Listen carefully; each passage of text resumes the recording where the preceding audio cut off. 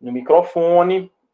Se tiver vergonha, bota no chat e alguém me repassa. Essa aula ela é muito biologicista, eu vou logo avisando.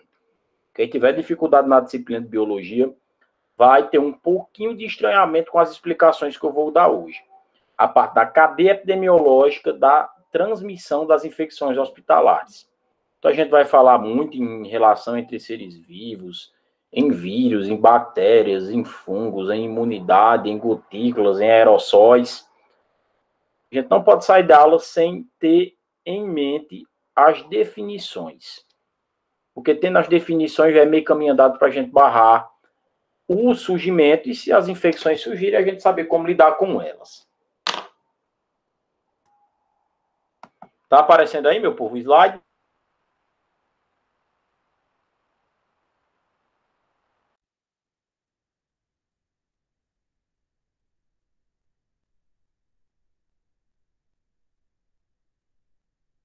O slide não.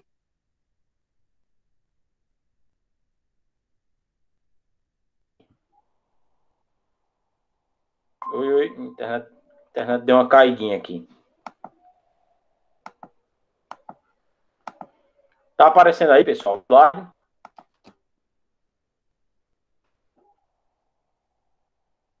Agora sim, Fernando.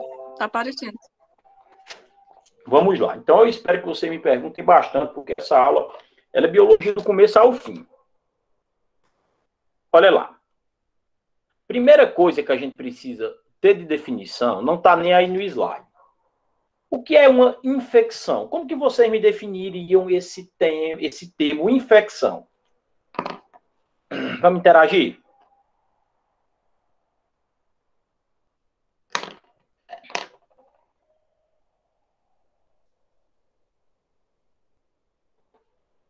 Olha, infecção, pessoal, é quando o nosso corpo ele é invadido por um micro-organismo. O nosso corpo, diante dessa invasão, ele vai tentar responder com uma árdua batalha contra esse micro-organismo, mediante os nossos mecanismos de imunidade inespecífica e específica. O corpo costuma muito responder aos processos infecciosos com respostas inflamatórias. Tudo o que está inflamado tem dor, rubor, edema e aumento de temperatura. Então, infecção é o corpo ser invadido por micro-organismos. Nós temos doenças que são infecciosas e doenças que não são infecciosas. É óbvio que as doenças infecciosas, elas podem passar de um indivíduo para o outro. Existem vias de transmissão. E as doenças não infecciosas, elas não são contagiosas. Elas não passam de um indivíduo para o outro. Por exemplo, hipertensão e diabetes são doenças crônicas não transmissíveis. Porque se eu tenho, eu não passo essa doença, essa característica para uma outra pessoa. Então, o que é infecção hospitalar? Grave esse conceito. Infecção hospitalar é quando o cara entra sem um micro-organismo no hospital e adquire ele dentro da unidade. Isso caracteriza uma infecção hospitalar. Algo importante, a gente precisa conhecer o período de incubação do micro-organismo para não cometer uma injustiça com a unidade. Dizer que é uma infecção hospitalar, quando na verdade não é. Quem sabe me dizer o que é o período de incubação de um micro-organismo? É o período que demora para ele demonstrar sinais e sintomas característicos dele. Isso. O período de incubação, pessoal, é o intervalo ao qual eu entrei em contato com o micro-organismo e ele pode manifestar os seus sinais e sintomas iniciais. Por exemplo, a hanseníase. O período de incubação da hanseníase é muito extenso, é de 2 a 7 anos. Possa ser que eu entre em contato hoje com o Mycobacterium leprae e só tenha início de sintomatologia para adoecer no dia 30 de setembro de 2023. Pode ser tolerável até o dia 30 de setembro de 2028. e possa ser que eu tenha a doença. Tudo isso vai depender da minha imunidade. A Covid-19. O período de incubação da Covid é de 2 a 14 dias. Vale a pena lembrar que a gente vai ter uma aula sobre Covid. De 2 a 14 dias. Então, se eu entrar em contato com o SARS-CoV-2 hoje, possa ser que daqui a 2 dias, no caso hoje, no sábado, a doença mostre em mim os seus sinais e sintomas. Mas até em 14 dias, a gente espera que isso também possa acontecer. Por isso que é necessário aí um isolamento, uma quarentena. Tá bom? Então, o período de incubação é isso.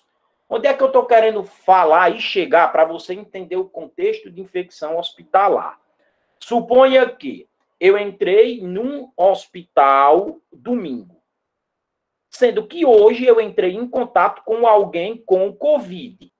Ou seja, o SARS-CoV-2 está dentro do período de incubação, está no 3º dia, concordam comigo? Se eu, por um acaso, pegar Covid dentro do hospital, seria uma infecção hospitalar, na opinião de vocês? Não. Não seria, porque esse micro-organismo ele está incubado. Eu peguei ele fora da instituição e ele vai se manifestar dentro por conta desse período de incubação. Então, infecção hospitalar é quando você entra numa unidade de saúde sem um micro-organismo e adquire ele lá dentro, sendo que não deva estar compreendido em um período de incubação. E também eu posso caracterizar a infecção hospitalar após a alta, quando aquela infecção tiver correlação com algum procedimento feito no interior do hospital. Vou explicar de novo calmamente para você entender. Eu comecei dizendo para vocês que infecção é quando o nosso corpo é invadido por um micro-organismo. Ele responde muito mediante respostas inflamatórias. Existem as infecções hospitalares e as adquiridas. O que é uma infecção hospitalar? É quando você entra numa unidade de saúde sem um micro-organismo e adquire ele lá dentro. Ou após a alta, quando tiver correlação com algum procedimento feito no hospital.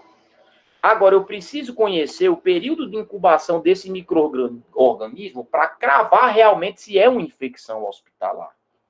Período de incubação é o intervalo ao qual eu entrei em contato com o micro-organismo e ele pode desenvolver em mim os seus primeiros sinais e sintomas em doença. Pega esse exemplo da Covid. Eu entrei em contato com o SARS-CoV-2 hoje, quinta. Domingo eu adoeci e fui no hospital. Depois de mais 3 dias no hospital, eu fui diagnosticado com Covid. É uma infecção hospitalar?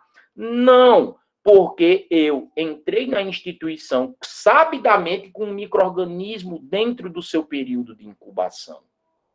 Já a infecção adquirida é bem fácil. É quando você entra na unidade de saúde já com um micro-organismo previamente conhecido. Vamos supor, se eu tenho o diagnóstico de tuberculose e entro num hospital e eu não peguei o bacilo lá dentro, eu já entrei com ele conhecido. Então, a gente chama isso de infecção adquirida. Vocês entenderam, meu povo, essas definições? Ou não? Querem que eu explique de novo? Se eu preciso, eu explico de novo. Eu tenho explicado de uma maneira diferente. E aí?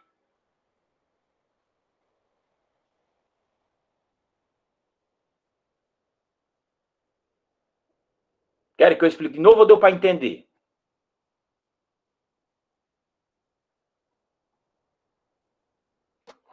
Deixa eu voltar até para mim aqui para mostrar minha carinha para vocês.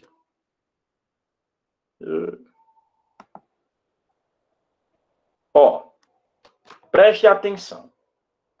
Suponha que eu entrei em contato com o bacilo da hanseníase hoje, dia 30 de setembro de 2021.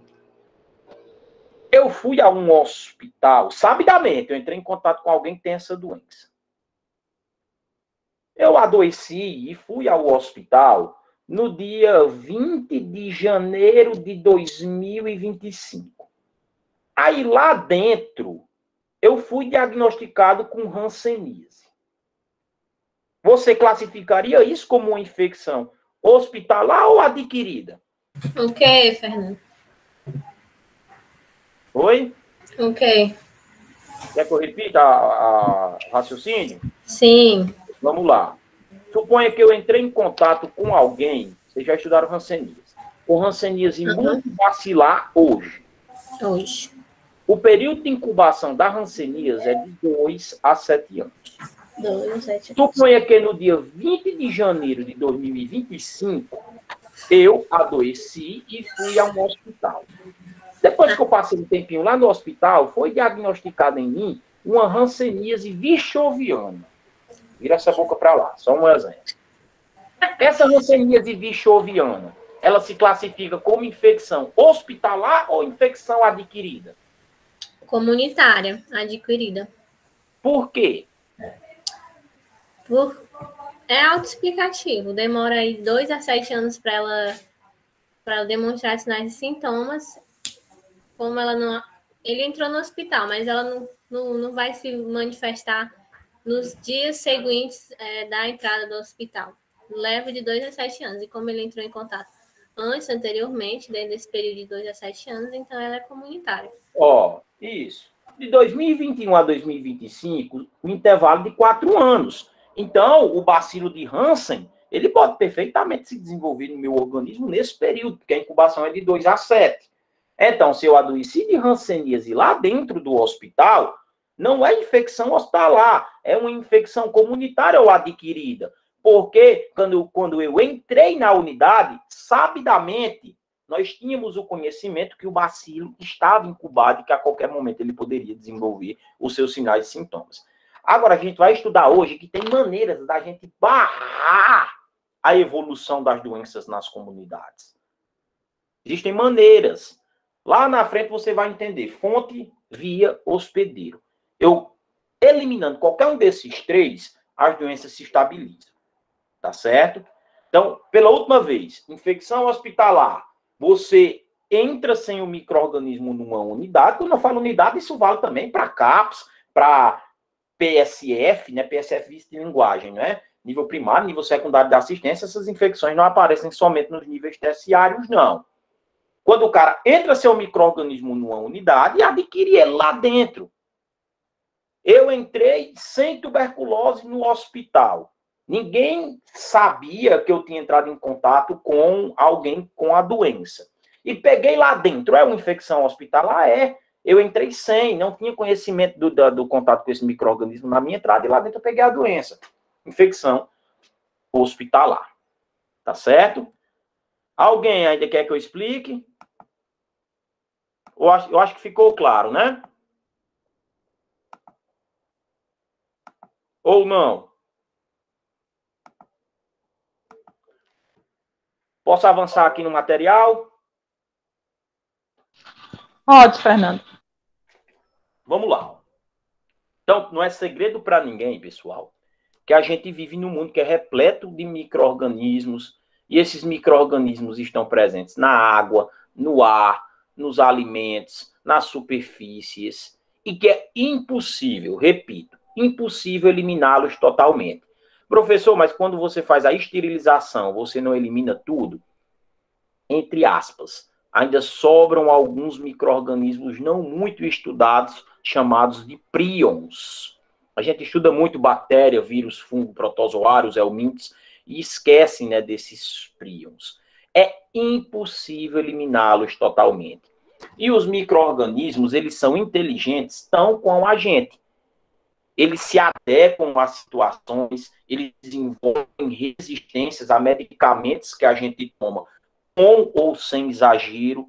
A gente vai debater bastante isso durante a nossa aula. O homem só está livre de micro-organismos no útero. Olha que informação bacana. Desde que, é óbvio, não é, a mãe, ela tenha um processo de pré-natal saudável. Porque, é claro, se a mãe ela é portadora da bactéria da sífilis, o treponema pallidum, VDRL reagente, se a mãe é soropositiva, se a mãe tem hepatite B, se a mãe tem hepatite C, esse útero não estará isento de micro-organismos. Concordam comigo? Então, o homem só está livre de micro-organismos no útero em uma situação de pré-natal saudável ou de uma doença infecciosa vertical não existente. Entretanto, a partir de 2 semanas, a flora microbiana já é semelhante à do adulto. Professor, o que é flora microbiana? Vamos a mais conceitos. Microbiota é o termo que a gente utiliza para tratar de todos os micro-organismos que habitam o nosso corpo. Então, se perguntarem para vocês o que é microbiota, pode responder sem medo de ser feliz. É o conjunto de micro-organismos que habitam o nosso corpo. No nosso organismo, nós temos micro-organismos bem intencionados, que jogam ao nosso favor, e micro-organismos mal intencionados que nós adquirimos do ambiente. Esses micro-organismos que vivem no nosso corpo e que jogam ao nosso favor, eles são chamados de microbióticos residentes. Já os que a gente pega do ambiente e que são mal intencionados, eles são chamados de microbióticos transitórios. Então, repetindo aí, eu falei no primeiro slide que o planeta Terra ele é coberto por micro-organismos. A gente tem na água, no ar, no alimento, na superfície, e que o homem só está livre de micro-organismos no útero em condições gestacionais saudáveis. Microbiota é o conjunto de micro-organismos que habitam o nosso corpo. Trilhões, quadrilhões, impossível precisar. Temos os residentes, que estão ali dia e noite e dia, trabalhando ao nosso favor. E tem os transitórios, que, como o próprio nome diz, estão de passagem. E esses transitórios a gente adquire do ambiente. Possa ser que nesse exato momento que eu estou tocando essa caneta aqui, eu esteja adquirindo milhões e trilhões de micro-organismos transitórios por meio do contato. Alguma dúvida dessa explicação?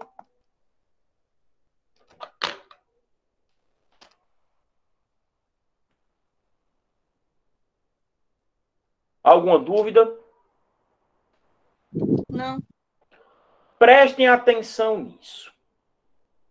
Os micro-organismos residentes, como eu falei, eles atuam como uma barreira anti-infecciosa. Eles ajudam a nos defender dos agentes invasores. Os micro-organismos transitórios são os que eu pego do meio ambiente. Esses micro-organismos transitórios, eles são mal intencionados, mas eles só são capazes de causar infecções no nosso organismo se os micro-organismos residentes estiverem enfraquecidos. Presta atenção. Eu posso muito bem ter pego inúmeros micro-organismos transitórios por contato ao ter tocado nessa garrafa. Só que a minha microbiota residente está intacta. A minha imunidade está bacana. Então, esses micro-organismos mal intencionados transitórios, eles não vão causar nenhum dano no meu corpo. Agora, se a minha microbiota residente estiver enfraquecida, os micro-organismos transitórios, eles pintam e bordam.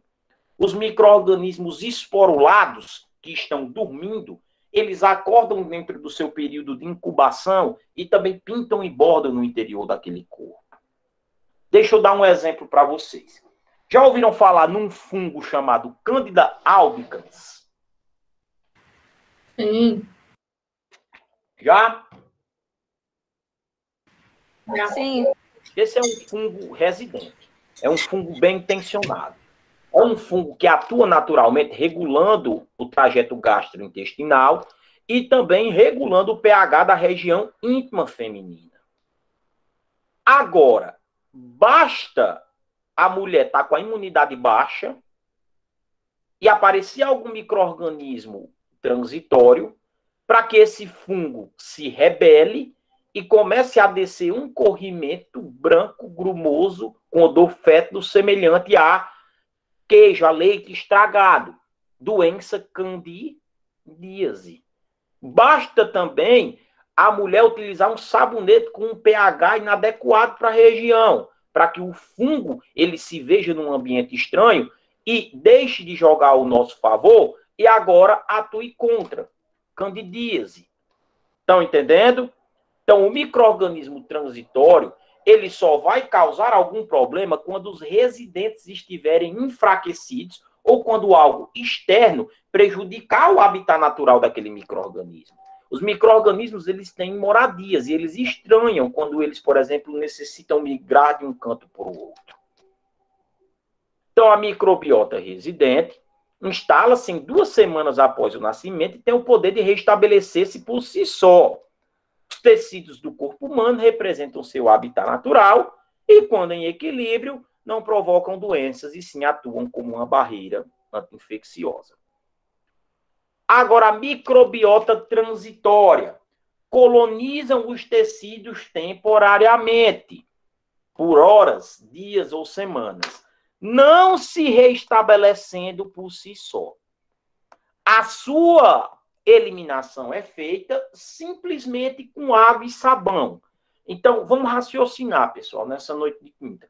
O porquê que a lavagem das mãos é a principal conduta para se evitar o aparecimento das infecções hospitalares? A resposta é a seguinte: porque os micro-organismos transitórios, eles habitam principalmente as nossas mãos. E as nossas mãos são os principais instrumentos de trabalho.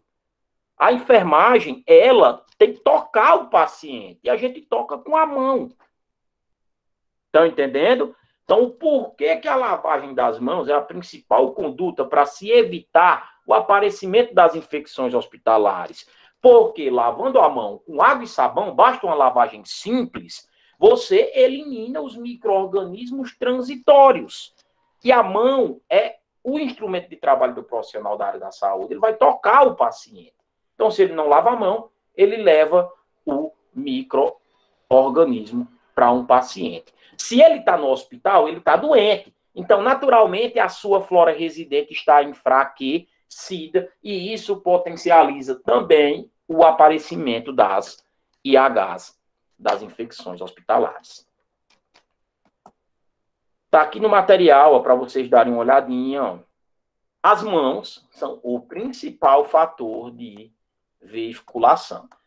A microbiota transitória, ela não vai causar problemas se a microbiota residente estiver intacta. Lembra que a microbiota residente, ela se restabelece por si só. A transitória, não. Se eu tenho trilhões, quadrilhões de micro-organismos na minha mão e eu lavo, eu eliminei todos eles. Agora, a partir do momento que eu toco de novo, eu já contaminei novamente. Deu para compreender? Essa aula de microbiologia e imunologia, eu adoro dessa disciplina. Deu para compreender isso? O que é residente, o que é transitório? Vamos lá, vamos falar. Sim.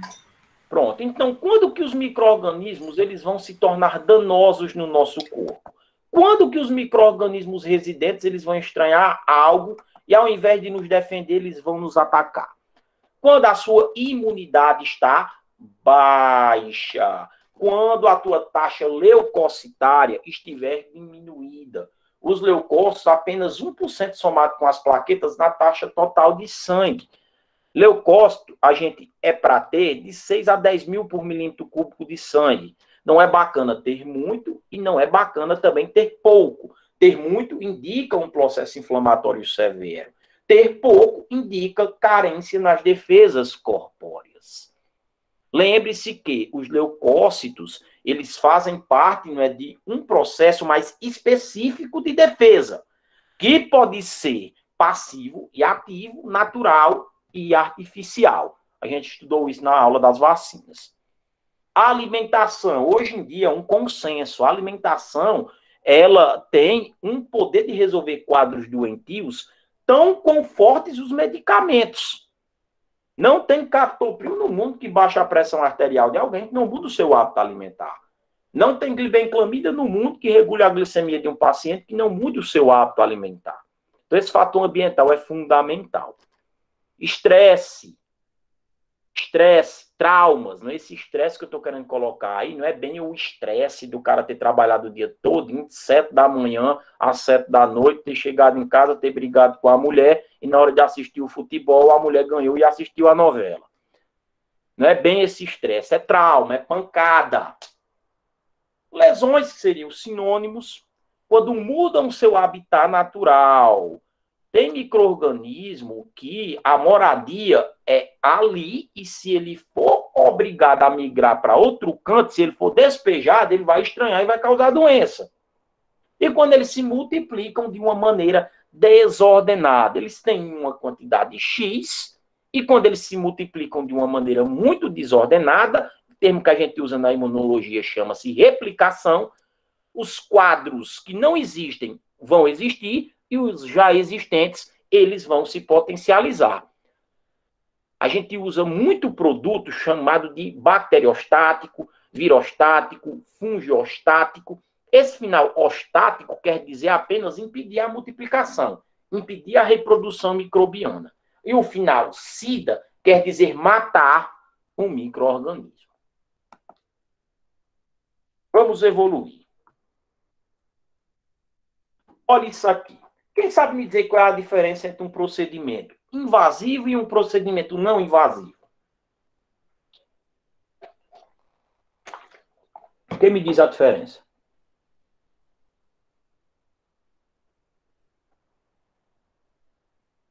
É fácil a pergunta. Ué, o invasivo, ele rompe aí. Deixa eu reformular a pergunta. Em qual procedimento o risco de uma infecção é maior? Numa intubação orotraqueal ou na verificação de uma pressão arterial? Intubação orotraqueal. Sem dúvida alguma, na intubação orotraqueal, porque eu estou invadindo e muito o corpo de alguém. É o primeiro passo do suporte avançado de vida, a busca por uma via aérea definitiva. Pode ser a intubação orotraqueal ou a traqueostomia. Então, estou colocando um tubo pela boca do paciente e esse tubo ele vai lá para a área de bifurcação brônquica. Já a verificação da pressão arterial, eu não vou invadir o corpo do paciente. Estão entendendo?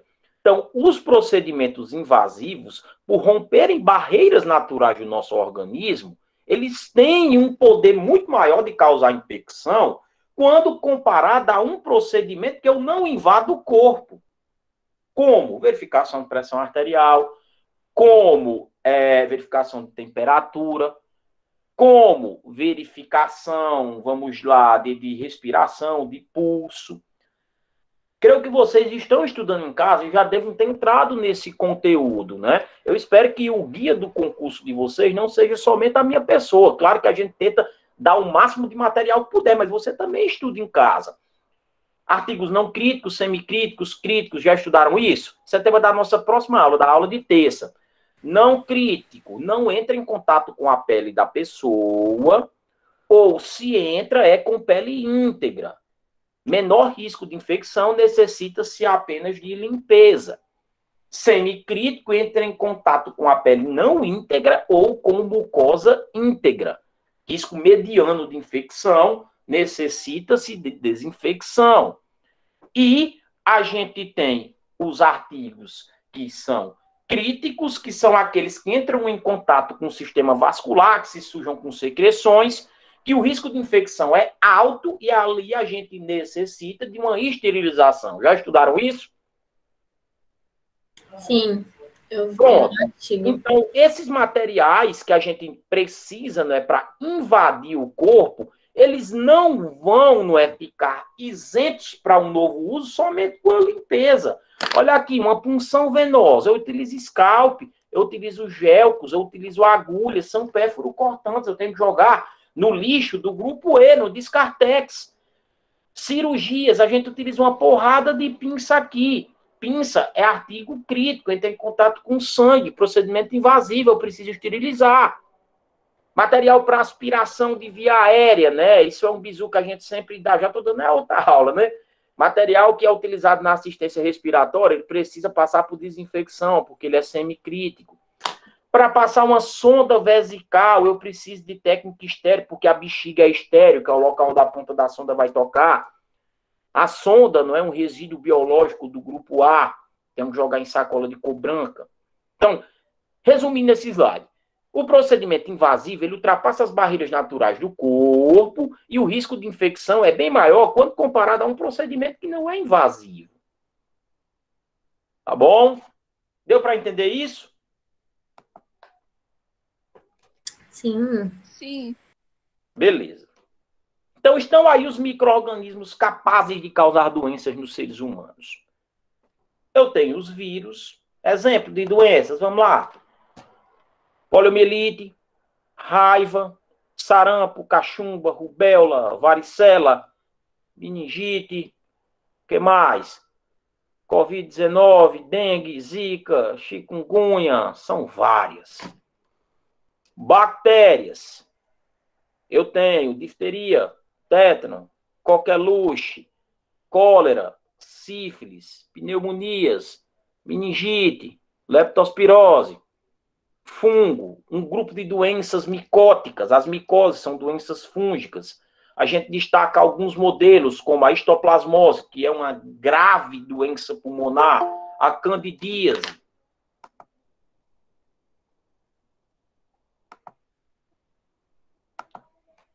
Protozoários, são várias as doenças protozoarianas, né? Doença de Chagas, malária, leishmaniose visceral, leishmaniose cutânea, amebíase, giardíase. E ainda tem as helmintoses, que estão faltando aí, doenças clássicas de se pegar por contato, como, vamos lá, ascaridíase, ancilostomíase, oxiuríase, filariose linfática, são muitas, né? E os prions é que justificam aquela afirmação lá do primeiro slide, que é impossível eliminar os micro-organismos por completo. Os prions, eles resistem ao processo de esterilização. Um exemplo de uma doença causada por prion, vamos lá, pode olhar aí no Google. Doença da vaca louca, eu acho que já foi uma doença eliminada, erradicada. Mas antigamente eu lembro que um menino ouvia falar nessa doença. Não sei nem quais são as suas Oi?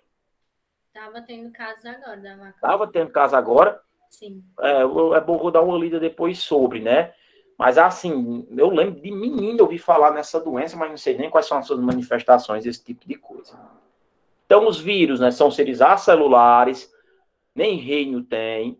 Os vírus, eles são parasitas intracelulares obrigatórios. Eles necessitam, para serem seres vivos, do maquinário de uma célula viva, senão eles formam cristais.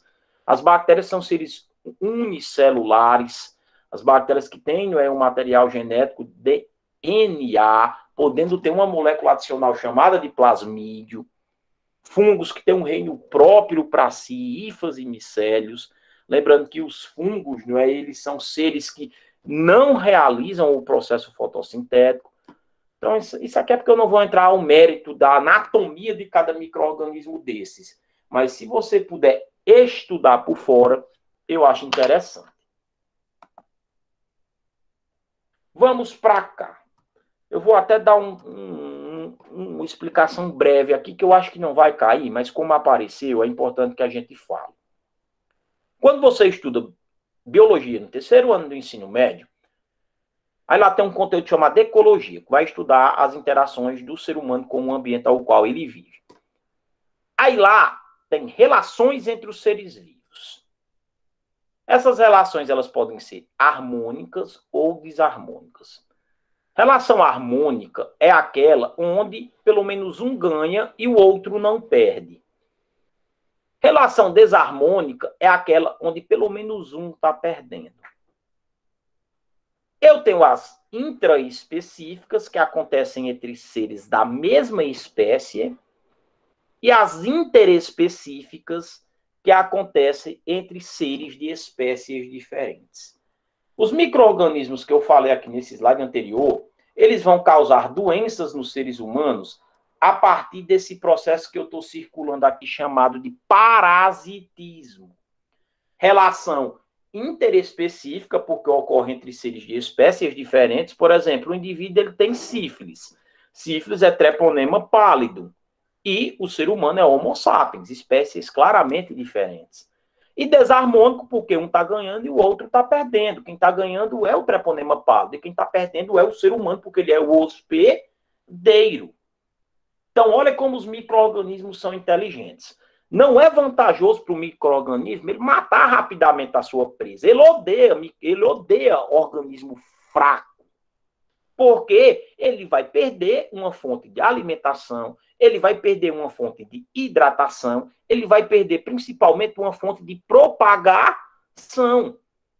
Porque, veja bem, um cara soropositivo, que o vírus HIV mata ele rapidamente, ele perde uma fonte de se propagar. É -1 para fazer sexo sem preservativo, é -1 para usar droga injetável, é -1 para estar mentindo em banco de sangue no hemócio. Certo? Mais 2 conceitos. Entenderam essa explicação aqui do parasitismo? Sim. Agora, eu já vi que a questão disso aqui. O que é patogenicidade? Olha o que o slide está nos dizendo. Dizer que um micro-organismo é patogênico significa dizer que ele é capaz de causar a doença. Então, olha, o micro-organismo patogênico ele tem a capacidade de causar a doença. Mas para isso se consolidar, a gente precisa colocar inúmeras coisas na mesa. Como o período de incubação, o tempo de exposição àquele micro-organismo, a virulência daquele micro-organismo. Então, um micro-organismo patogênico ele tem a capacidade de causar a doença. Mas para a doença se consolidar, eu preciso levar em consideração inúmeras coisas. Tempo de exposição, virulência, período de incubação. Então, vamos lá. O treponema pálido é um micro-organismo patogênico? É, porque ele tem a capacidade de causar a sífilis. Mas para ele causar a sífilis no organismo, eu preciso estudar inúmeras coisas. Como o tempo que eu estou tendo de exposição à bactéria, a minha imunidade, a virulência. Tá bom? Agora, virulência é um conceito bem mais agressivo do que a patogenicidade. Dizer que um micro-organismo é altamente virulento quer dizer que ele tem o poder de causar a doença, mesmo com um número pequeno de agentes infectantes, e em pessoas com um estado imunológico ótimo. Então, tem micro-organismo por aí que ele tem um poder, assim, inexplicável. Ele chega no corpo e ele não quer saber se o cara está imunizado, ele entra dentro, né, daquelas margens de erro, ele não quer saber a quantidade, ele não quer saber de nada, ele já chega tocando o terror. Só é virulento um micro-organismo que é patogênico. Eu falei que a virulência é até algo a se considerar dentro do conceito de patogenicidade. Então, vamos explicar de uma maneira mais clara para você do outro lado aí me entender. Patogenicidade é a capacidade que o micro-organismo tem de causar a doença. Mas, para ele realmente causar a doença, a gente precisa levar várias coisas em consideração. Estado de imunidade daquele paciente, período de incubação, tempo de exposição, virulência.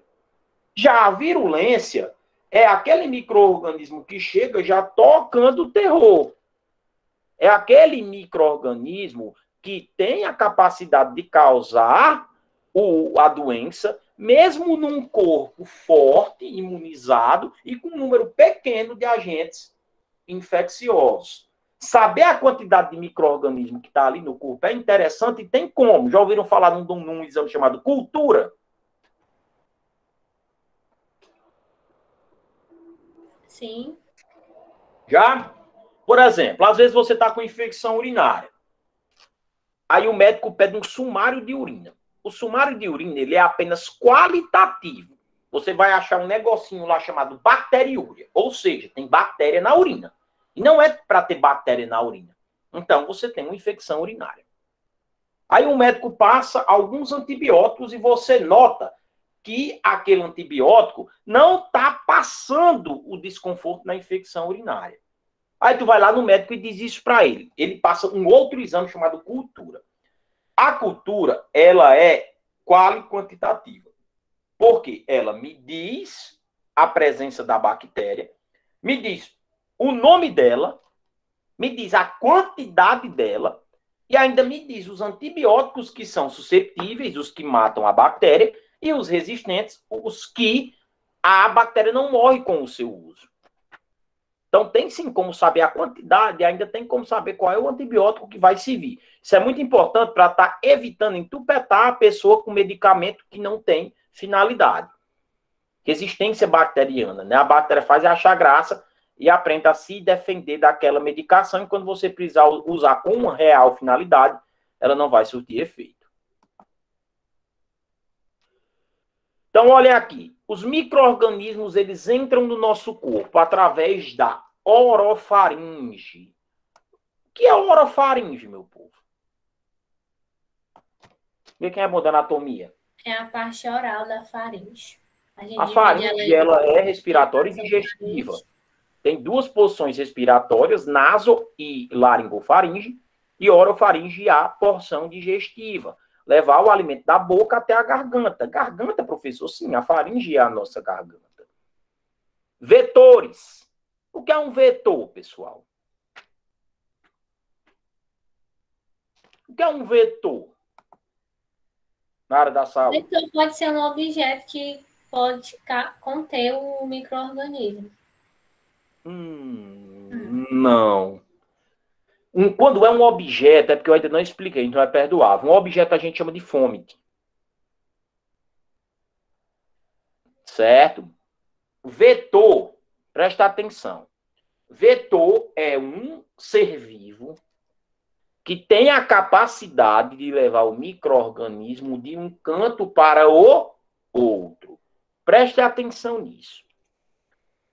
Existem doenças com somente agentes etiológicos. E existem doenças com agentes etiológicos e vetores. O agente etiológico é o micro-organismo que causa a doença, que pode ser um vírus, uma bactéria, um fungo, um protozoário. E o vetor é o ser que vai levar esse micro-organismo de um canto para o outro. Por exemplo, a dengue. Que é o agente etiológico da dengue?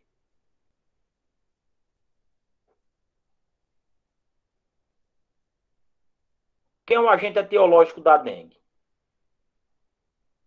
A resposta é dada com qual é o micro-organismo que causa a dengue.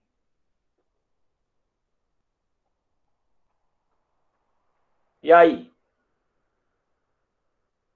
Seria um vírus, não? Sim, só não sei o nome do vírus. Mas não, os vírus eles não têm nomes. Porque eles são seres sem reino, eles não precisam desse agrupamento.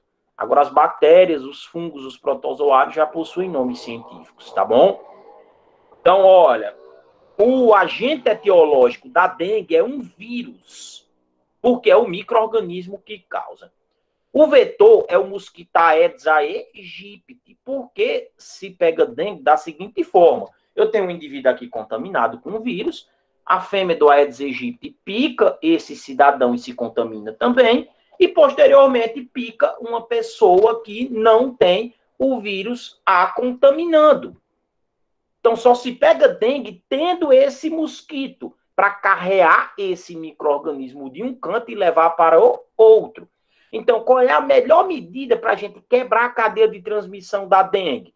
É diminuindo a população de mosquitos. Porque diminuindo a população de mosquitos, não se pega dengue por outra forma. Não vai se pegar dengue por ter bebido uma água com os ovos do mosquito.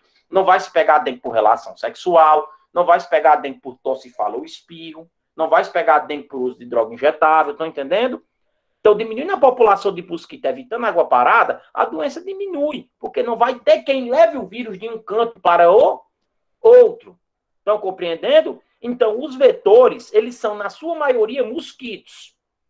A doença de Chagas tem um mosquito como vetor, que é o mosquito, não é barbeiro, né, Triatom infestans. A malária tem um vetor como mosquito. A filariose linfática, conhecida também como elefantíase, tem um mosquito culex. Tem mais, por cima. O calazar tem um mosquito como vetor. São muitas as doenças. Agora, tem doença por aí que o vetor não é bem um mosquito. Já ouviram falar numa patologia chamada esquistossomose? Sim. Qual o vetor da esquistossomose? Caramujo. Caramujo. Porque não se pega a esquistossomose de uma forma diferente de você tomar banho num rio com água doce, que está contaminado com esse caramujo, com o protozoário que é a causa, não é? O protozoário não, o Platelminto, não, Esquistossoma mansoni. Entenderam, meu povo, esse conceito de agente etiológico e de vetor? Por exemplo, qual é o agente etiológico da doença de Chagas? É um protozoário, chamado Trypanosoma cruzi. E o vetor é um mosquito barbeiro, Triatoma infestans, porque ele vai pegar esse Trypanosoma cruzi de um canto e levar para o outro. Agora, já que eu falei na doença de Chagas, né? A doença de Chagas é pega não é nem pela picada do mosquito.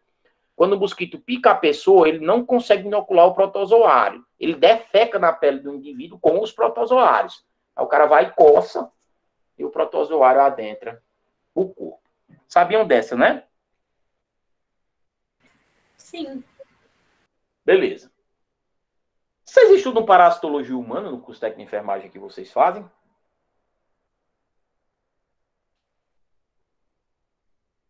Pelo menos na profissional, eu nunca vi essa disciplina na grade curricular, não. Mas é uma disciplina muito importante. Nas graduações. Falaram aqui no chat que não. Certo. Solução de continuidade. Solução de continuidade são feridas, né? Doenças pegas por contato. Via hematogênica, aí não precisa de maiores explicações. Doenças pegas por contato com sangue contaminado. Via linfática, não é? Existe, professor? Sim, a elefantíase é um ótimo exemplo de doença que ataca o sistema linfático. De doença pega por contato inadequado com esse modelo de sistema. Via placentária, a gente já estudou lá no pré-natal, que tem um bocado de doença, não é? Que é pega por forma vertical, de passagem de mãe para filho pela união útero-placenta-cordão, sífilis, HIV, hepatite B, hepatite C, rubéola, toxoplasmose são exemplos. Doença de Chagas também é um exemplo. Relação sexual também não precisa de maiores explicações. HIV, papilomavírus humano, tricomoníase, sífilis, são muitas, né? Donovanose, são muitas as doenças, né? São milhões e trilhões. Eu falei assim que me veio primeiro aqui na cabeça. Agora vamos para cá. Chegamos na imunidade. Imunidade, pessoal, é a capacidade que a gente tem de se defender dos invasores. A gente tem, primeiramente, a imunidade inespecífica. Essa imunidade inespecífica, ela atua de forma indireta. Por exemplo, epitélio ciliado da traqueia. O que seria isso? Né? São cílios de varredura que tem lá na traqueia que impedem que micro-organismos entrem na parte estéril do sistema respiratório, que seria exatamente abaixo dela. Brônquio, bronquíolo, alvéolo. Então, é um mecanismo indireto de defesa que você tem naturalmente no seu corpo. Suor é um mecanismo de defesa? Claro que é, e importantíssimo, diga-se de passagem. O suor elimina inúmeras toxinas, o suor é responsável pelo resfriamento do teu corpo, o suor é responsável por manter uma homeostase numa temperatura corpórea de 35 a 37,2. A gente vai estudar mais um pouquinho para frente os sinais vitais. Saliva também fundamental, não é? A gente tem 3 glândulas que produzem saliva, sublingual, submandibular e parótida. Inclusive, a parótida tem uma função digestiva importantíssima, porque ali começa o processo químico da digestão com a produção de uma enzima chamada pitialina, que transforma o amido em maltose. Lágrima, umidificar a mucosa ocular. O muco vaginal, importante demais. O muco vaginal, que impede que micro-organismos subam da vagina, que é uma região extremamente contaminada, para a parte maior, a parte uterina, que beira o estéreo. Flora bacteriana, não é residente, tosse. A melhor coisa que pode acontecer, pessoal, num paciente que tem problema respiratório, é quando ele dá uma tossida e o catarro voa longe. Popularmente diz que ele está jogando a infecção para fora e é por aí mesmo. Paciente que tem problema respiratório, a gente tem que estimular ele, jogar a secreção para fora. E tem vários mecanismos para isso. Colocar ele num leito em semi-Fowler. A fisioterapia, que sabe muito bem algumas manobrazinhas onde se dão uns tapinhas nas costas, tapotagem e vibração. Tem medicação para isso, estimular a tosse. Se nada disso deu efeito, aí o profissional pode optar por um procedimento chamado aspiração de via aérea. Já viram esse procedimento?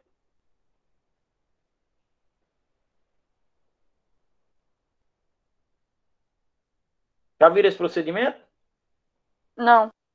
Nunca viram? A gente pega uma sonda, conecta essa sonda no vácuo. Aí coloca a sonda no nariz e posteriormente na boca. Primeiro é no nariz, depois na boca.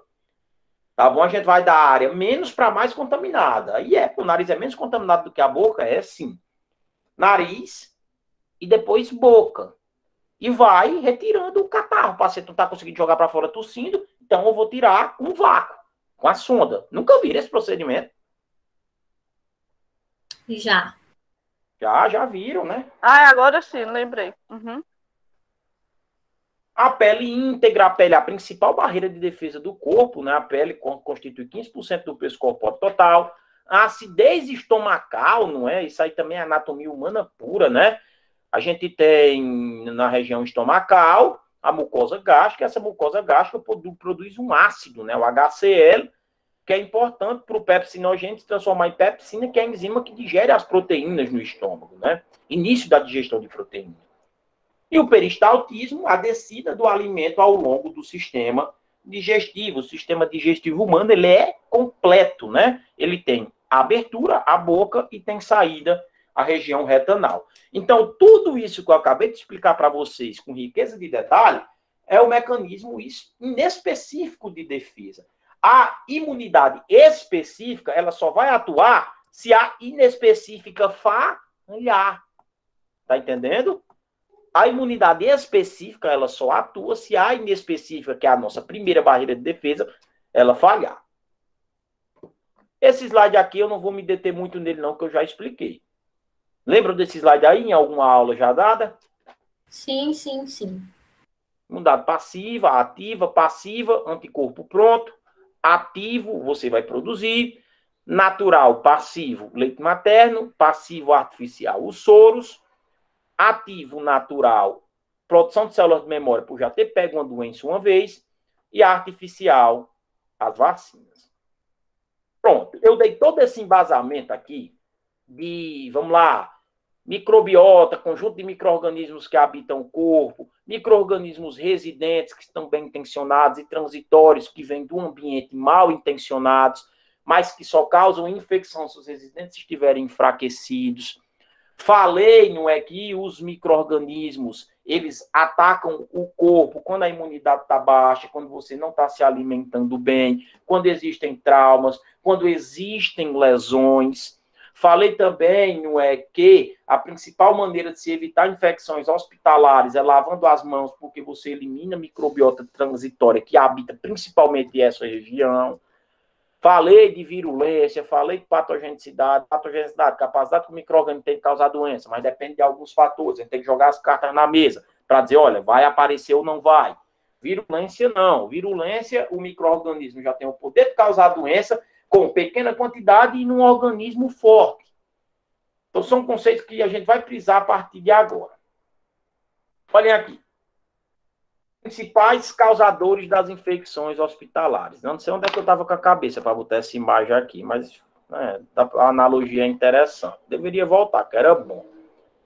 Quando o corpo está com a imunidade baixa, os micro-organismos da microbiota residente, eles ficam rebeldes e aparecem as infecções. Então, preste atenção. Imunidade do corpo baixou, os micro-organismos residentes, eles ficaram rebeldes, eu era apaixonado pela moreninha, por a Lupita. Era linda demais, Ave Maria. Como é? Maite Perrone. E aparecem as infecções.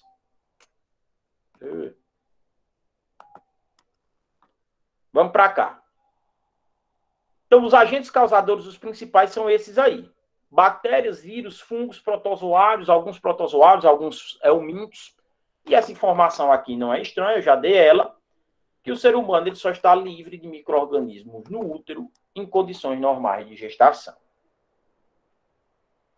Agora, cadeia epidemiológica da transmissão de H. Isso aqui não cai, não. Isso aqui é mais para a parte da enfermagem. Preste atenção nesse slide aí. Printa esse slide se você está acompanhando pelo celular ou pelo computador e bota assim, importante. Olha, a gente viu, para uma infecção acontecer, tem que o organismo estar enfraquecido, para que os micro-organismos residentes, eles também enfraqueçam, fiquem rebeldes. E esses 3 elementos a gente estuda e leva em consideração. A fonte. O que seria a fonte, pessoal? A origem da doença. A via de transmissão. Como que essa fonte ela está conseguindo migrar de um canto para o outro. E o hospedeiro, a pessoa que está se prejudicando mediante a presença do micro-organismo. Vou repetir. Fonte é a origem. Via de transmissão é a forma como essa fonte ela vai migrar de um canto para o outro. E hospedeiro é o ser que está se prejudicando. Lembrando que hospedeiro não é somente ser humano, não. Um animal pode ser um hospedeiro, uma planta pode ser um hospedeiro, um próprio micro-organismo pode ser hospedeiro. Quando eu estou dando aula de anatomia bacteriana, eu coloco um exemplo do vírus bacteriófago, que é um vírus que parasita uma bactéria para tentar se replicar. Deixa eu dar um exemplo. Na dengue, qual é a fonte da dengue? Água parada. Porque na água parada, eu vou ter a parte para a reprodução do mosquito Aedes aegypti. E esses mosquitos, eles juntam uma população muito grande em até 14 dias. Ovo, larva, pupa, mosquito. As 4 partes da evolução acontecem em até 14 dias. A via de transmissão é o mosquito, Aedes aegypti, que vai pegar esse vírus de um indivíduo contaminado e levar para outro que não está contaminado. E o hospedeiro é quem? É o ser humano. Então, qual é a melhor forma da gente quebrar a cadeia de infecção da dengue? Vocês concordam comigo que é não deixando água parada? Porque não deixando água parada vai diminuir a população de mosquitos. E diminuindo a população de mosquitos, não tem como ele migrar de um indivíduo para o outro. Estão entendendo onde é que eu estou querendo chegar com esse slide? Sim. O restante. O restante. Está entendendo? Eu poderia diminuir a quantidade de casos de dengue com a morte das pessoas? Sim, mas não é o ideal. É melhor diminuir a população do mosquito do que diminuir a população humana. Ou por que com a morte das pessoas, Fernando? Se a dengue não é uma doença que eu passo. Por que com a morte das pessoas? Se a dengue não é uma doença que eu passo assim, por via aerossóis. Não estou entendendo. Você falou que a morte das pessoas seria uma ótima forma de acabar a transmissão. Mas eu não transmito dengue para outra pessoa se eu estiver com a dengue. Transmite sim. Se você tiver com dengue, você transmite sim. Basta um mosquito lhe picar e picar uma pessoa saudável. Você não vai transmitir dengue para alguém, é por tosse, fala o espirro. Você não vai transmitir dengue para alguém por contato. Você não vai transmitir dengue para alguém por via sexual. Entenda isso. A dengue vai diminuir quando eu diminuir a fonte. Porque eu diminuir na fonte, o cara pode ter uma pessoa com dengue. Se não tem mosquito, vai ter só essa pessoa com dengue. Porque a única forma de ter um novo caso é o mosquito picando essa pessoa e picando posteriormente uma que não tem. Entendeu? Sim. Então, eu preciso saber a via de transmissão, porque para cada modelo de via eu tenho as barreiras. É isso que a gente vai estudar no restante dessa aula de hoje. Tá certo? Eu preciso estar me preocupando em estar matando mosquito num leito de isolamento de tuberculose? Não. tuberculose é uma doença pega por aerossóis. Daqui a pouco eu explico o que são aerossóis. Mas vocês entenderam esse slide? É crucial para a gente compreender o restante. Sim. Então, olhem aqui. Tipos de isolamentos e precauções. Vamos lá. Quando o cara... Isso vocês vão associar muito à Covid. Quando o cara, pessoal, ele tem alguma doença infecto-contagiosa, ele precisa ficar em isolamento para evitar que outras pessoas se contaminem a partir de você. Vamos lá. A tuberculose. Quando um cara tem tuberculose, ele precisa ficar em 15 dias de isolamento a partir do momento que ele toma a primeira medicação. Isso vocês já estudaram. Porque, antes disso, ele é uma fonte de contaminação, principalmente os casos bacilíferos positivos. Vocês estudaram isso, basicamente, na aula anterior. Então, a partir do modelo de doença que o paciente tem, eu vou tomar as minhas precauções. Eu vou tomar essas precauções em cima do modelo de isolamento que o paciente tem. Tá certo? Preste atenção nisso. Então, esse paciente ele precisa ficar em isolamento, que é sinônimo de quarentena, até que ele não tenha mais o risco de contaminar outras pessoas. Esse risco de contaminar outras pessoas não implica dizer que ele está curado. Por exemplo, o tratamento da tuberculose dura 6 meses. Com 15 dias que ele começa a tomar a medicação, ele não contamina mais ninguém. Ele já pode sair do isolamento. Na hanseníase, nem isolamento tem, porque quando o cara é diagnosticado e toma a primeira medicação mensal supervisionada, ele já não transmite mais. Por exemplo, eu preciso colocar em isolamento um paciente com hanseníase pauspacilar?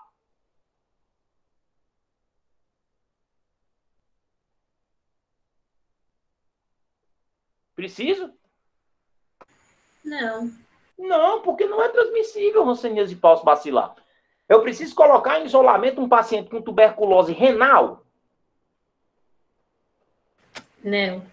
Não, porque tuberculose renal não é transmissível. Agora, eu preciso colocar em isolamento paciente com TB pulmonar, porque ela é transmissível por tosse falo-espirro, e preciso colocar em isolamento paciente com hanseníase multibacilar, vichoviana ou dimorfa, porque ela também é transmissível por tosse falo-espirro. E existem técnicas para isso, a gente estudou. Na tuberculose é o quê? Fazer prova tuberculínica, para identificar infecções latentes. Na hanseníase, fazer busca ativa, aplicar, por exemplo, uma segunda BCG. Eu acho que eu não expliquei isso. Não é que a BCG é importante para comunicante não de TB, e sim de hanseníase. Vocês deem uma olhadinha disso depois em casa, para mim ficar com a consciência pesada. Tá bom? Então, vamos compreender no raciocínio de se colocar alguém em isolamento. Eu vou isolar um cara com hipertensão arterial. Se não é transmissível, ele que se vire com o seu de mantê-lo. Agora, essas doenças infecciosas são graves problemas de saúde pública, porque eu vou depender muito da boa vontade de um para não contaminar os outros. Fonte via hospedeiro. Fonte, a origem, via quem vai levar esse micro-organismo de um canto para o outro, e o hospedeiro é quem vai sofrer o dano. Vamos lá, na Covid-19. Qual é a melhor maneira de se diminuir os casos de Covid? A melhor maneira, sem dúvida alguma, aprovada por A mais B, é a imunização, até porque a doença atingiu o patamar máximo que ela pode atingir, que é uma pandemia. Mas eu diminuo a quantidade de casos com outras condutas. Por exemplo, isolamento social, não se aproximando de outras pessoas, porque ela é uma doença pega por gotícula, por via aérea. Usar a máscara, porque mesmo eu estando próximo de uma pessoa, a máscara me protege dessas gotículas. Ela é uma doença que também exige precaução para contato, é gotícula e contato, porque ela é pega pelo toque em estruturas que estão contaminadas.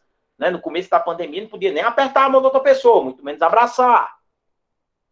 Então, toda doença, ela tem um meio de quê? De diminuir a sua quantidade. E existem doenças que elas começam como surtos, vida a Covid lá em Wuhan, e vira pandemia. A partir do quê? Da não tomada de precaução pelo povo. E se o povo criar consciência e tomar medidas de controle, essa doença pode até desaparecer do planeta Terra, como a varíola, que foi uma pandemia, desapareceu. Então vamos voltar para o slide.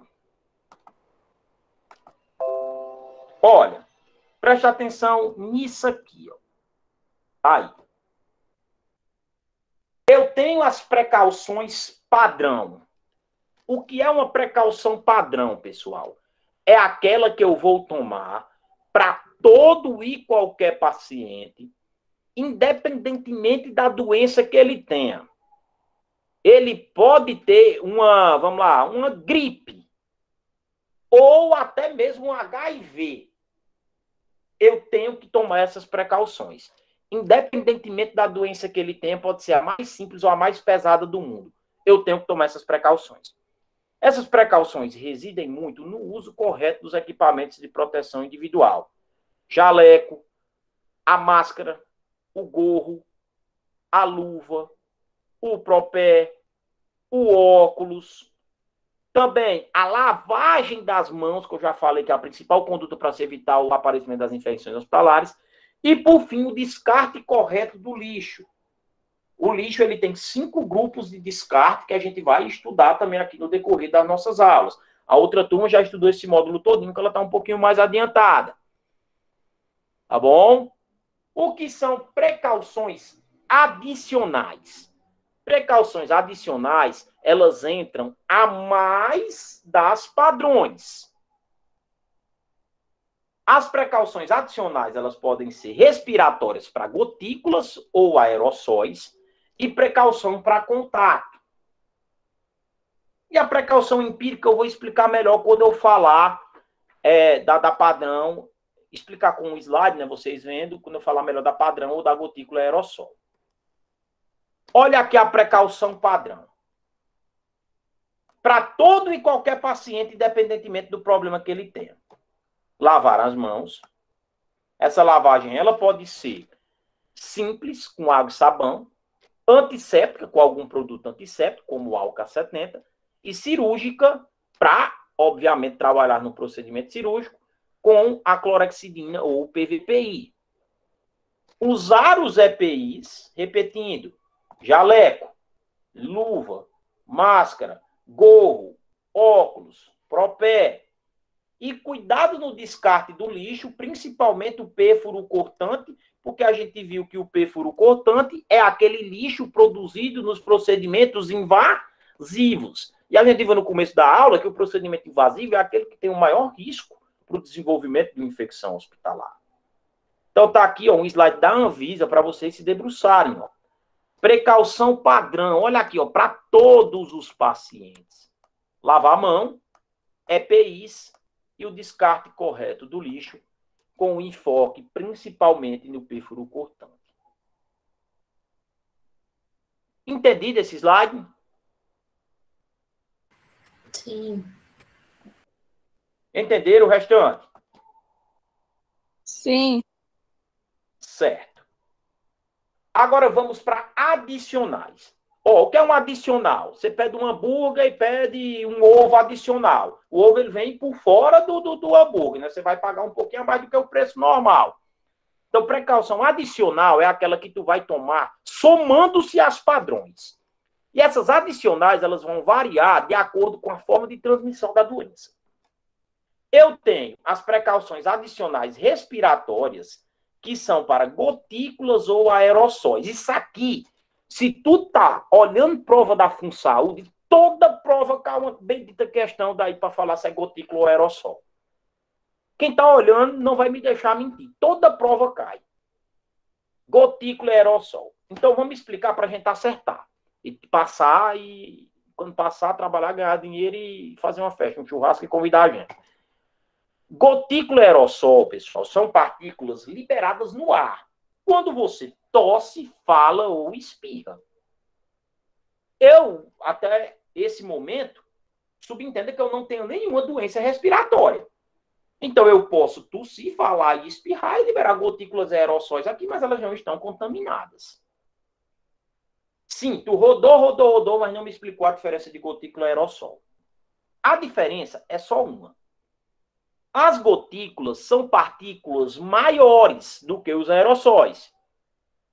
As gotículas são partículas que medem mais do que 5 micra. É um usinho assim, lá na física a gente estuda, né? E os aerossóis são partículas menores do que 5 micras. Então, vamos lá, só um exemplo. A meningite meningocócica é uma doença que requer precaução para a gotícula. Porque se eu tenho meningite, quando eu tuço, falo ou espirro, eu libero gotículas contaminadas com o Neisseria meningitidis, que é a bactéria que causa a doença. Estão entendendo? A tuberculose é uma doença que requer precaução para aerossóis.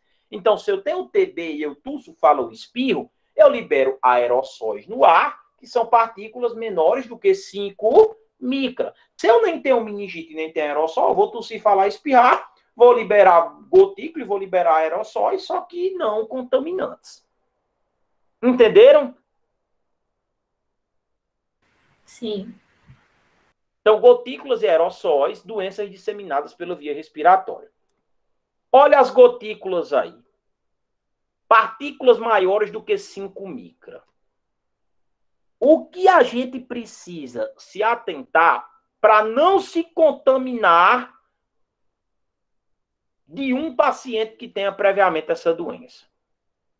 Olha, além da precaução padrão que já foi estudada, a máscara cirúrgica, ela dá proteção para gotículas. Estamos querendo entrar. A máscara cirúrgica, ela protege o profissional das doenças repassadas por gotículas. Então, se tem um quarto um paciente com meningite, se você entra no quarto para atender ele com a máscara cirúrgica, tu está protegido. Porque a máscara cirúrgica é indicada para precaução para gotícula. Por exemplo, a COVID, quando surgiu, era uma doença nova, ninguém sabia nas suas características e com o tempo ela foi estudada e foi ficando mais esclarecida. Quando a COVID surgiu, vocês devem lembrar que teve uma campanha de arrecadação daquelas máscaras PFF2, que é uma máscara mais segura do que essa cirúrgica. A máscara PFF2 ela é indicada para você prestar atendimento a paciente com doenças transmitidas por aerossóis. Hoje sabe-se que o SARS-CoV-2 ele é liberado por gotícula. Então, você está protegido, sim, ao entrar num quarto de um paciente com Covid-19 com uma máscara cirúrgica. Mas, antigamente, ninguém sabia. E usava-se, não é, a PFF2 no hospital como orientação. Ah, professor, mas eu era obrigado a utilizar uma máscara velha de pano. Sim, mas tu não estava frequentando um ambiente de tão risco como os profissionais da saúde estão nos hospitais.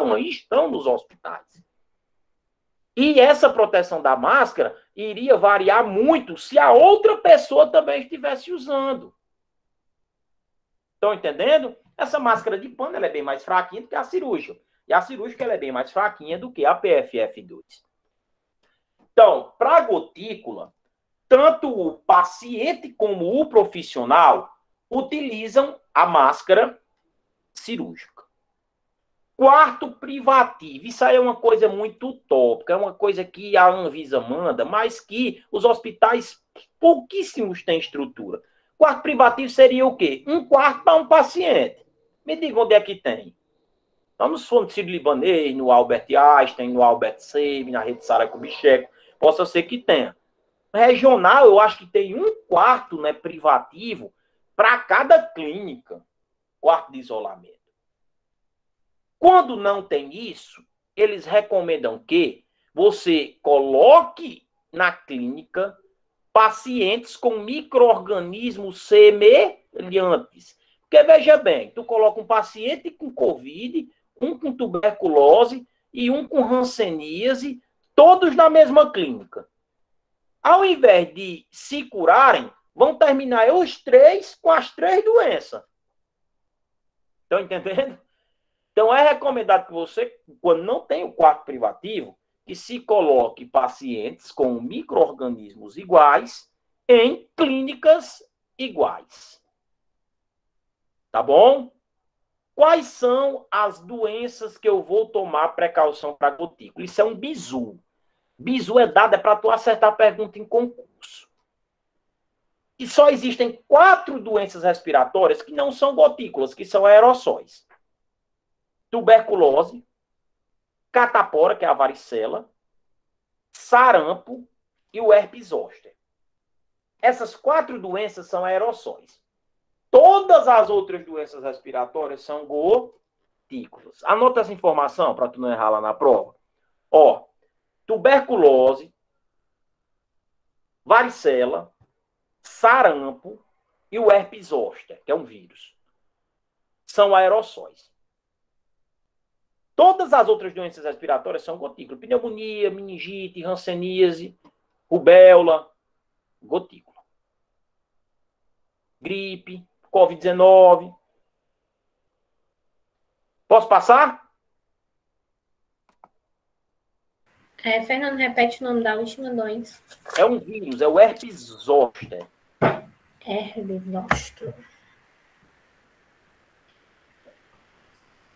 Entendi disso aí? Uhum. O restante, posso passar? Pode. Bora lá. Ó. Aqui tá exemplos, né? Ó. Pneumonia, meningite, o Haemophilus influenzae B, lembra lá da pentavalente? O vírus da influenza. Agora, aerossóis. Ó, pessoal. Os aerossóis, como eu falei para vocês, a partícula é menor do que 5 micra. Além da padrão, a gente vai precisar de, o ideal também, 1/4 para um paciente, mas como a gente geralmente não encontra, internar pacientes com micro-organismos semelhantes em clínicas semelhantes. Tem uma diferença muito importante na máscara que é utilizada para atender pacientes em doenças transmitidas por aerossóis. A máscara, ela não pode ser a cirúrgica. Para você, para o paciente, pode continuar sendo.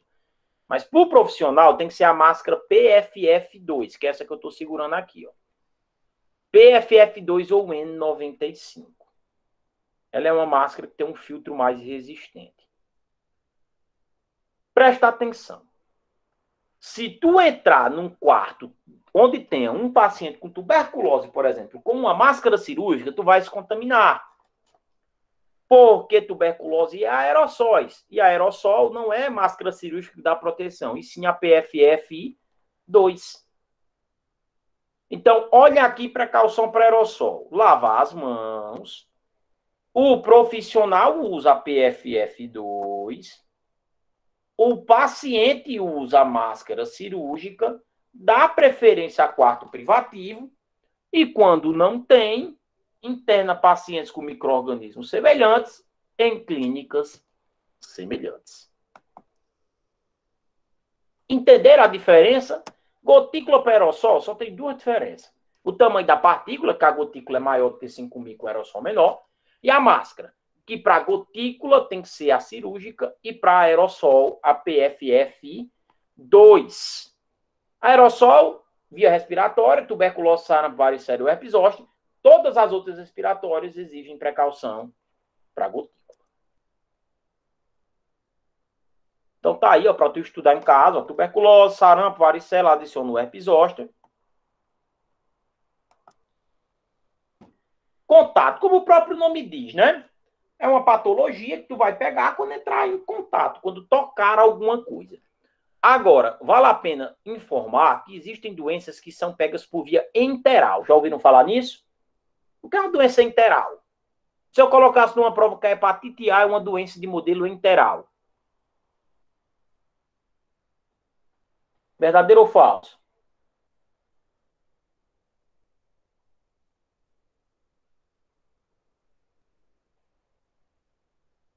E aí? E aí? Verdadeiro. Enteral é aquilo que você pega mediante água e alimento contaminado. A hepatite A você pega assim, a hepatite E você pega assim. Gastroenterites você pega assim. Tá bom? Leptospirose, a famosa doença que você pega com a urina do rato. Pega-se assim. Então, essas doenças que são pegas por carência de água, de saneamento básico, né, que é o cuidado com água, lixo e esgoto, entram dentro da precaução para contato. Então, além da precaução padrão, você tem que retirar a luva assim que usar e descartar na saída do quarto, no lixo do grupo A. Esse lixo você vai aprender mais na frente. E lavar a mão. Você lava a mão antes e depois do uso da luva. Usar o jaleco. Fazer limpeza concorrente em todos os itens do paciente. Copo, prato, esse tipo de coisa que eles gostam de levar. Fazer desinfecção. Desinfecção aqui eu estou exagerando. Basta uma limpeza. De termômetro e estetoscópio para evitar não estar levando um termômetro contaminado de um paciente para o outro. E quando não houver quarto privativo, distância de 1 metro entre leitos. Importante essa informação, porque ela vale também para gotícula e para aerossol. Se eu não tenho quarto privativo, eu interno pacientes com micro-organismos semelhantes em clínicas semelhantes. Mas eu preciso manter uma distância de 1 metro entre um leito e outro. Porque gotículas e aerossóis, o alcance máximo é 1 metro. Tá certo? Então tá aqui, né, mostrando exemplos, né, de doenças pegas por contato, um patógeno que é multiresistente, uma hepatite A, escabiose, pediculose, são exemplos de doenças de precaução por celulite, erisipela. Tem demais erisipela, minha Nossa Senhora. Nosso tal do Novo Oriente é o pau que rola. Higienização das mãos, avental, luvas e quarto privativo. Agora, olhem isso aqui, ó, precaução empírica. Deixa eu explicar para vocês. Empírico, meu povo, é algo que não tem comprovação científica. Então, suponha que chegou um paciente lá no hospital que ele está tossindo, febre, ele está cansado, ele está perdendo peso e ele está com sudorese. Isso aí é sintomatologia de tuberculose, mas também é de pneumonia. Tuberculose é precaução para aerossol. Pneumonia, precaução para gotícula. Então, eu vou pedir um exame, uma baciloscopia, para ter em mente se é uma ou outra. Enquanto não sai o resultado, eu tomo precaução empírica, que é pecar mais ao excesso do que para a omissão. Tuberculose é aerossol, tem que ser máscara PFF2. Pneumonia é gotícula, pode ser a máscara cirúrgica. Então, eu vou usar aerossol, a máscara PFF2. Porque se quando sair o diagnóstico for aerossol, ufa. For tuberculose, ufa, eu estava protegido. Se for pneumonia, eu estava protegido até mais do que deveria. Então, precaução empírica é aquela que eu vou tomar quando nós não temos ainda certeza do diagnóstico da doença do paciente e as doenças, elas divergem na forma de transmissão. Esse exemplo é ótimo para entender. A pneumonia é uma gotícula e a tuberculose são aerossóis. Dúvidas, meu povo? Perguntem. Isso aqui é difícil, vocês estão calados.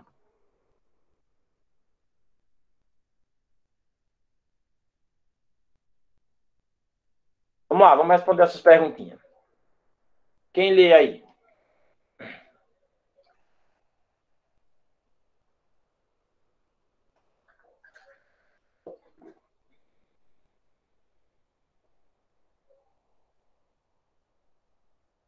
Vamos lá. As exigências de isolamento de patógenos variam de acordo pela via pela qual são eliminados. As precauções padrão procuram cobrir todas essas possibilidades.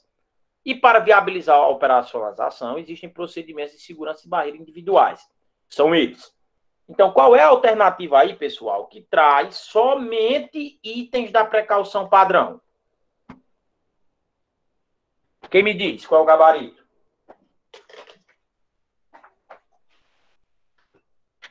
Na B, né? B.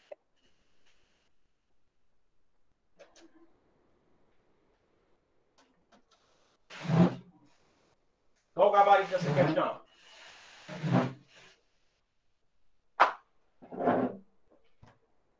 Vamos lá, estão por aí? Vamos marcar o que para acertar? B. Vamos lá, mais alguém? B, né? B. Letra A. Avental, sim. Máscara, sim. Mas termômetro não é EPI. B. Luva, avental, máscara, óculos. Perfeito. C. Estetoscópio não é EPI, é um artigo, não é verdade? D. Sonda não é EPI, é um artigo. E. Tensiômetro não é EPI, é um artigo. Gabarito na letra B de bola. Próximo. Marcar VUF, questão com a bancadora, né? E depois assinalar a sequência correta.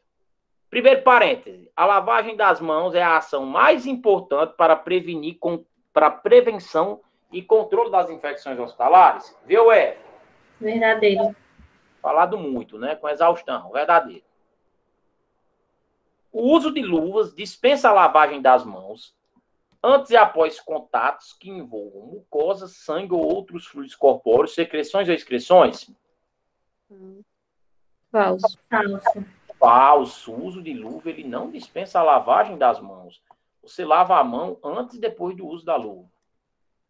Esse terceiro parêntese aí eu acho que eu não expliquei, mas vamos lá. A infecção endógena ocorre quando a fonte que a causa é através de um fômite, é externa ao paciente, como um instrumental contaminado. Falso. Olha, pessoal, é falso. Infecção endógena foi o que a gente debateu mais hoje aqui, quando houver algum desequilíbrio de flora interna. Exógena é quando ela vem de um instrumental contaminado, quando ela vem de fora. Isso é a nossa aula de terça-feira, mas é falso. Último item, infecção hospitalar é aquela adquirida após a admissão do paciente e que se manifesta durante a internação ou após a alta, quando puder ser relacionada com a internação ou procedimentos hospitalares. Verdadeiro. Verdade. Verdade, né? O conceito de infecção hospitalar. Então, creio eu que o gabarito deve ser letra B, né? VFFV. Questão boa aí.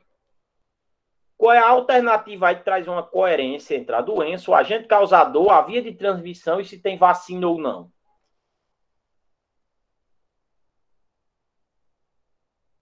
Quem me responde essa? Calma.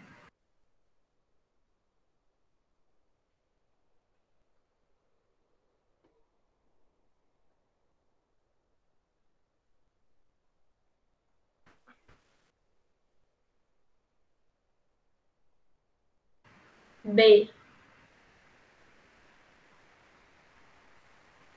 B, o resto.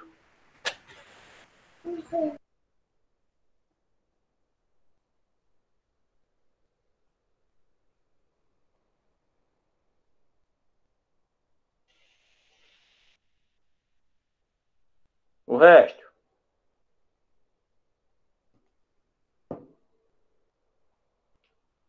É B?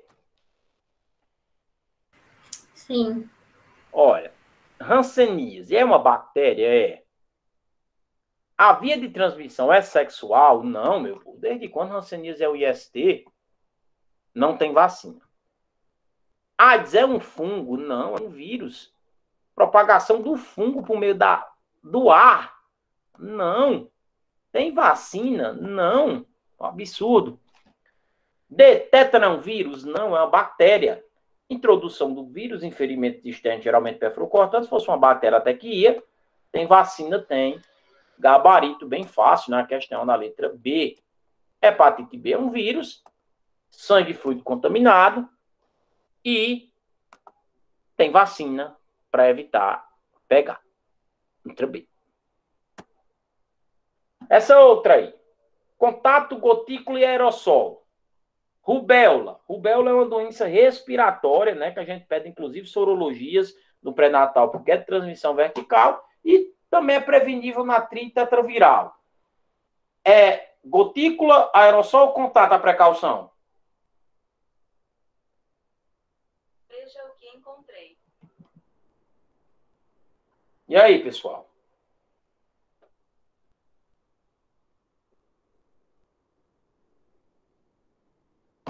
Acho que é contato. Olha, lembra, se não for tuberculose, sarampo ou varicela ou herpes zoster, qualquer outra doença respiratória, ela é gotícula. Então, já dei aqui o bizu, né? Aqui é 3, né? Na tuberculose pulmonar. Rubéola é respiratória? É. Pneumonia é respiratória? Então, rubéola e pneumonia são gotículas ou aerossóis? Gotículas, né? Então, fica 2 no primeiro e 2 no último. Celulite. Celulite é infecção, né, de tecido adiposo, né? Bactéria, né, se aloja bem, né, profundamente. E ainda tem a complicação, né, da celulite, que é a erisipela. Não confunda aquela celulite que incomoda as mulheres esteticamente falando. Essa celulite é uma má distribuição de tecido adiposo, um processo infeccioso não danoso, vamos dizer assim. Mas tem sim processo de celulite infecciosa que necessita da tomada de antibióticos. Celulite é contato. Então ficaria 2, 1, 3, 2. Clicar. Essa questão essas questões aqui são para a próxima aula. Parte de lixo hospitalar. E aí, pessoal, dúvidas?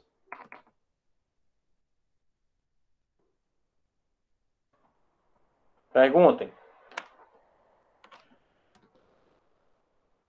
Vamos lá, o que você viu aí que você não entendeu? Tem muito conceito biológico e é que eu estou dizendo. Se você não terminou o ensino médio faz tempo, ou se terminou agora, mas não revisou, fica um pouquinho mais chato. E essas questões de gotícula, aerossol e contato caem demais na banca. A FGV gosta. Vamos lá, perguntem.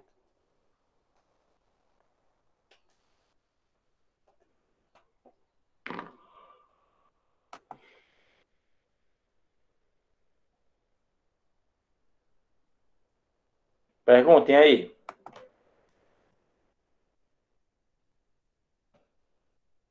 Falado demais. Francisco, Mari, Inês, Daiane, Alice, Viciano, Lourdes, Régia, Lourdes, João Vitor que é Cleito, né, Alicia. É só o conceito de virulência, Fernando, para você reforçar aí. O conceito de virulência é o seguinte: é um micro-organismo que não vai querer saber se não é o organismo ele está imunizado ou não. Ele tanto faz ser um como 1 milhão, ele já chega tocando terror, ele já chega sem, né, pedir licença, com a capacidade de causar a doença, né? Se é virulento, ele é patogênico.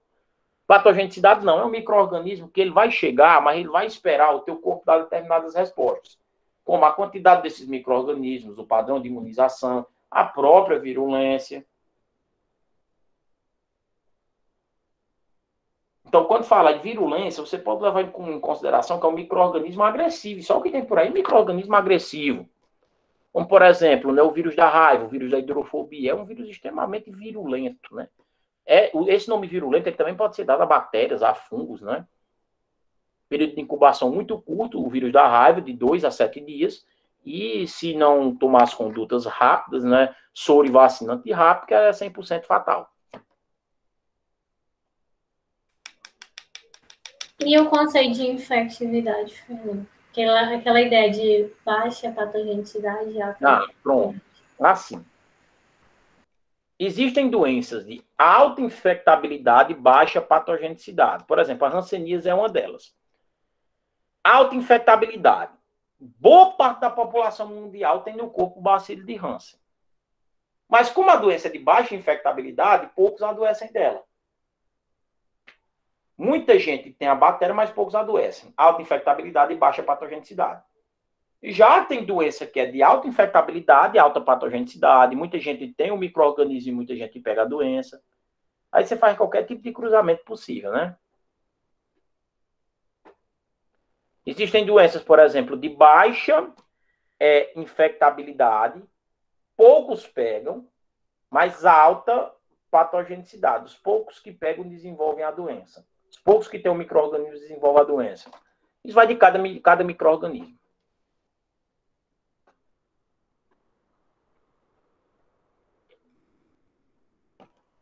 Vamos lá, mais dúvida?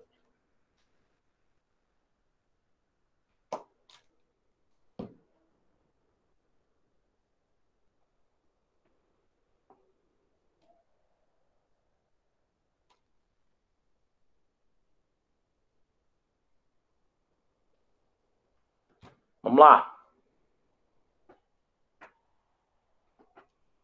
Então, ó, como não tem dúvida, a próxima aula nossa será CME. A gente vai estudar a central do material esterilizado, que é um setor que dá para você viver só nele. Setor que dá para você ser técnico de enfermagem, se especializar nele e ganhar muito dinheiro. Entendermos como é o trabalho com os artigos que a gente utiliza, entender como é que se faz uma limpeza, uma desinfecção, uma esterilização, os produtos que nós utilizamos para isso.